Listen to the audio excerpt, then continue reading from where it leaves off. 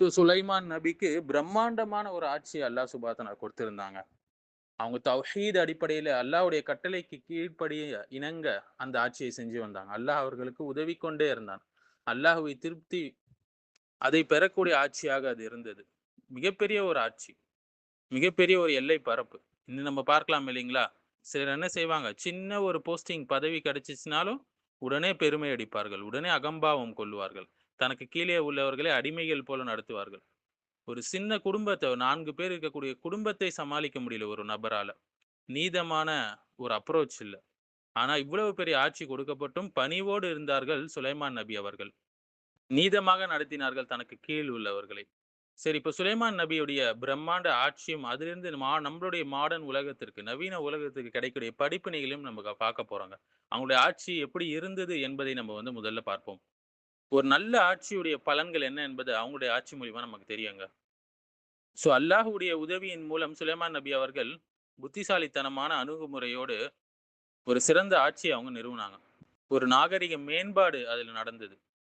முதலாவது அறிவியல் மறுமலர்ச்சி இருந்தது. சயன்டிஃபிக் ரினைசன்ஸ் என்று சொல்லுவாங்க. ஒரு சமூக மறுமலர்ச்சியுடைய அடிப்படையாக அறிவியல் கருதப்படுது இல்லைங்களா? சுலைமான் நபி அவங்க வந்து அறிவியலுடைய முக்கியத்துவத்தை நன்கு உணர்ந்திருந்தாங்க. அவங்க தங்களையும், தமது படையினரையும் பற்றி இவ்வாறு சொன்னாங்க. அந்த பெல்கிஸ் ராணி அவர்கள் வந்து வருவாங்க. அப்ப நடந்த ஒரு நிகழ்வு. அவங்களுக்கு முன்பே நமக்கு வந்து அறிவு வழங்கப்பட்டுருச்சு. நாங்கள் அல்லாஹ்வுக்கு கீழ்ப்படிவோராக முஸ்லிம்களாக இருக்கிறோம் என்று சொன்னாங்க. சூரத்துல் நம்லுடைய 42வது அத்தியாயம். இந்த வசனம் வந்து சுலைமான் அலைஹிஸ்ஸலாம் காலத்துல நிலவிய அறிவியல் மேம்பாட்டை நமக்கு காட்டுதுங்க. அல்லாஹ் சுப்ஹானஹு வ தஆலா கூறுகிறான், வேத வேத அறிவு உள்ள ஒரு நபர், ஒரு ஜின் என்ன சொல்லுச்சுன்னா, உங்களுடைய பார்வை திரும்புறதுக்கு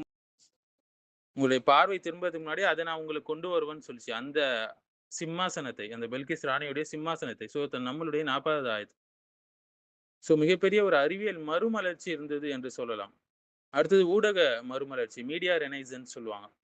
ஊடகத்துடைய மதிப்பையும், எந்த மறுமலர்ச்சியிலும் அதனுடைய பங்களிப்பையும் யாருமே நம்ம புறக்கணிக்க முடியாதுங்க.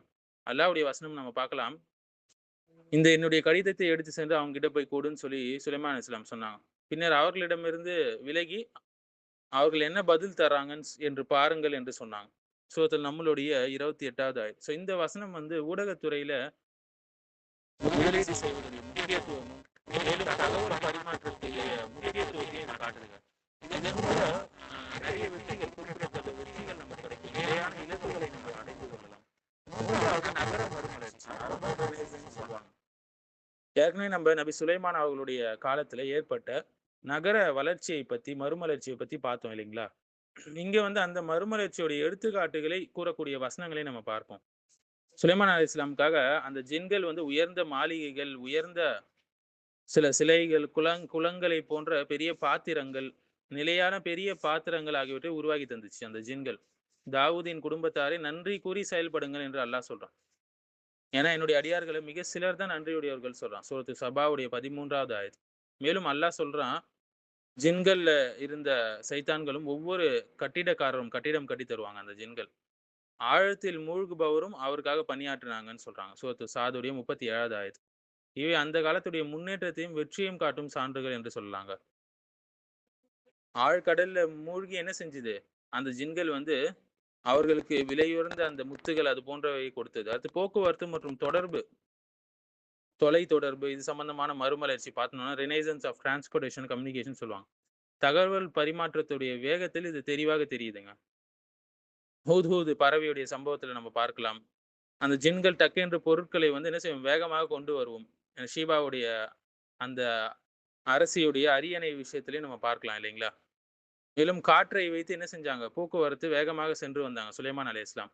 இவை அனைத்தும் வந்து தகவல் தொடர்பு மற்றும் போக்குவரத்து துறையிலே ஏற்பட்ட வளர்ச்சியை மற்றும் மறுமலர்ச்சியை காட்டுது. இது எல்லாமே அல்லாஹ்வுடைய உதவிய கொண்டு தான் அவங்க செஞ்சாங்க. அடுத்த முக்கியமான மறுமலர்ச்சி வந்து மிலிட்டரி ரினைசன்ஸ் சொல்லுவாங்க. ராணுவ மறுமலர்ச்சி என்று சொல்லுவாங்க. சுலைமான் அலைஹிஸ்ஸலாம் வந்து அவங்களுடைய படைகள் பற்றிய நுணுக்கமான விஷயங்களையும் அவங்க அறிந்திருந்தாங்க. அவங்களுடைய ராணுவத்துடைய வலிமையில நிறைய நம்பிக்கை வச்சிருந்தாங்க. அல்லாஹ்வுடைய உதவியை எதிர்பார்த்தாங்க. நீங்க அவங்க கிட்டயே வந்து மேலும் அவங்களுடைய படையை தயாரிப்பு செய்வாங்க. படையை ஒழுங்குபடுத்துவாங்க. மேலும் அதன் குதிரைகள் மீது ரொம்ப கவனம் கொண்டாங்க என்று சொல்லலாம். ஏன்னா, அவங்க ஜிஹாதுடைய விஷயத்துல ரொம்ப ஆர்வம் காட்டுனாங்க. மாலை நேரத்துல அழகாக நின்று கொண்டிருந்த சிறந்த குதிரைகள் வந்து அவர்கள் முன்னாடி காட்டப்பட்டது. சூரத்து சாதுடைய 31வது ஆயத் நம்ம பார்க்கலாம். அதை அவர்கள் ஜிஹாதுக்கு போருக்கு பயன்படுத்தினார்கள். அடுத்து இண்டஸ்ட்ரியல் ரினைசன்ஸ் இருந்தது. அதாவது தொழில்துறை மறுமலர்ச்சி இருந்தது. சுலைமான் அலைஹிஸ்ஸலாம் வந்து தொழில்துறை மறுமலர்ச்சி தெளிவாக புரியுதுங்க. அல்லாஹ் சுப்ஹானஹு சொல்றான், ஏற்கனவே நம்ம பார்த்த ஆயத் தான். அவருக்காக அவர்கள் வந்து உயர்ந்த மாளிகைகள், சிலைகள், குளங்கள் போன்ற விஷயங்கள், பெரிய பெரிய பாத்திரங்கள், இது எல்லாத்தையுமே அந்த ஜின்கள் உருவாக்கி குடுத்தது. இது எல்லாமே ஒரு உண்மையான, வளர்ந்த, தேர்ச்சி பெற்ற, நிலையான ஒரு தொழில்துறை மறுமலர்ச்சியை காட்டுதுங்க. அது ஆர்க்கிடெக்சர் வளர்ச்சியை காட்டுது என்று சொல்லலாம். மேலும் அலங்கார பொருட்கள் வந்து தொழிலாக விளங்கிய விஷயங்களை இதில பார்க்கலாம். பெரிய பாத்திரங்கள், சிலைகள், உபகரணங்கள் இது எல்லாத்தையும் பார்க்கலாம். மேலும் கெட்டில்ஸ் இதெல்லாம் அந்த கெட்டில்ஸ்லாம் வந்து கனரக உலோக தொழில்களை குறிக்கக்கூடிய பெரிய பாத்திரங்கள். மேலும் காப்பரை வந்து அவங்க பயன்படுத்தினதையும் நம்ம பார்க்கலாம் இல்லையா? தொழில்கள்ல வந்து இந்த தாமிரம் அதாவது காப்பர் என்று சொல்லுவாங்க. இதையும் பயன்படுத்தி பார்க்கலாம். நாங்கள் அவருக்காக உருகும் ஒரு தாமிர ஓடையை வடிவமைத்து கொடுத்தோம் என்று ஓட வைத்தோம் என்று அல்லாஹ் சுப்ஹானஹு வ தஆலா சொல்றான். சூரத்து சபாவுடைய 12வது ஆயத்துல. அதாவது காப்பர். இவை அனைத்தும் சுலைமான் அலைஹிஸ்ஸலாம் அவங்களுடைய ஆட்சியில தொழில்துறை வளர்ச்சி எந்த அளவுக்கு இருந்தது என்பதை காட்டுதுங்க. மேலும் மேரிடைம் ரினைசன்ஸ் சொல்லுவாங்க. கடல் தொடர்பான மறுமலர்ச்சி. இது வந்து கடலை அவங்க பயன்படுத்திய முறையை சொல்லுது. கடல்ல மூழ்கி அதிலிருந்து செல்வங்களை எடுத்து வந்தது. அந்த அலங்கார விஷயங்களை வந்து அந்த ஜின்கள் எடுத்து வந்துச்சு. சைத்தான்களில் சிலர் வந்து ஆழ்கடலில் மூழ்கி என்ன செய்வாங்க? சில விஷயங்களை எடுத்து கொண்டு வருவாங்க. நபி சுலைமான் அவர்களுக்காக. சூரத்துல் அன்பியாவுடைய 82வது ஆயத். சில ஜின்கள்ல சிலர் வந்து என்ன செய்வாங்க? கட்டிட தொழிலாளர்களாக இருந்தாங்க. ஆழ்கடலில் மூழ்கி சில விஷயங்களை எடுத்து வரக்கூடியவர்களாக இருந்தார்கள். சூரத்து சாதுடைய 37வது வசனம் பார்க்கலாம். அடுத்து முக்கியமானது கமர்ஷியல் ரினைசன்ஸ். வர்த்தக மறுமலர்ச்சி இருந்தது. இது வந்து கடல் வழியாக வாணிபம் மற்றும் கப்பல், படைகளின் மூலம் பரவியது என்று சொல்லலாம். லெவன்ட், ஈராக், எகிப்து, யெமன் இது எல்லாமே சுலைமான் நபி அவங்களுடைய ஆட்சியுடைய வர்த்தகம் எந்த அளவுக்கு சென்று அடைந்தது, விரிவாக இருந்தது என்பதை குறிக்குது. சுலைமான் நபி அவங்களுடைய தலைமையில உருவான இந்த நாகரிக மறுமலர்ச்சி வந்து கீழ்க்கண்ட அடிப்படைகள் எல்லாமே இருக்குங்க அதுல. முதலாவது தௌஹீத் அடிப்படையிலான ஒரு ஆட்சி. அடுத்து மனித குலம் உருவான நாள்ல இருந்து இந்த அடிப்படை வந்து அவங்க கிட்ட இருந்தது.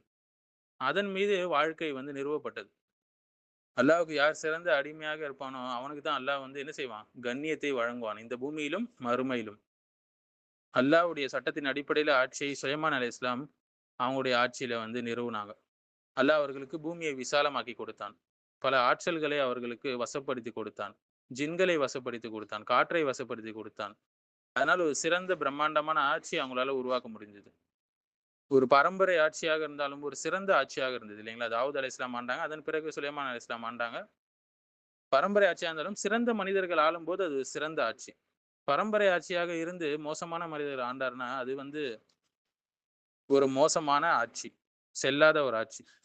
இப்படிதான் இப்ராஹிம் நபி அவர்களுடைய குடும்பத்திற்கு நம்ம வந்து ஞானத்தை, அறிவையும், பெரிய ஆட்சியும் வழங்கணும் என்று அல்லாஹ் சுப்ஹானஹு வ தஆலா சொல்றான். இப்ராஹிம் நபியோட குடும்பத்திலேருந்து வந்தவங்க தான் சுலைமான் அலைஹிஸ்ஸலாம். அவங்களுக்கு வேதத்தையும், ஞானத்தையும் வழங்கினான். அல்லாஹ்வுக்கு அதிகம் நன்றி செலுத்தக்கூடியவர்களாக அவர்கள் இருந்தார்கள்.